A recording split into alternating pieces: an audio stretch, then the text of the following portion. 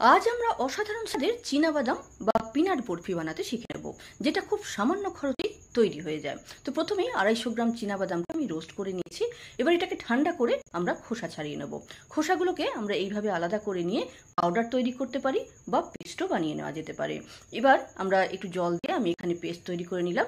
এবার একটা ফ্রাইং প্যানে হাফ বাটি চিনি, হাফ বাটি জল দিয়ে একতারযুক্ত একটা রস তৈরি করে নেব। রস পারফেক্টলি তৈরি হয়ে গেলে আমরা চীনাবাদামের পেস্টটা এখানে মিশিয়ে দেবো। এর স্বাদটা যাতে খুব ভালো আসে তার জন্য একটু মিল্ক পাউডার এবং ছোট এলাচ গুঁড়ো মিশিয়ে দিলাম। যখন একটু গাঢ় হয়ে আসবে আমরা 1 চামচ ঘি দিয়ে দেব। এবার নাড়াচাড়া করে একটু চেক করে নেব। জল হাতে নিয়ে দেখব যদি চিটে না যায়, জানবেন পারফেক্টলি তৈরি হয়ে গেছে এই আমাদের বরফির পেস্ট।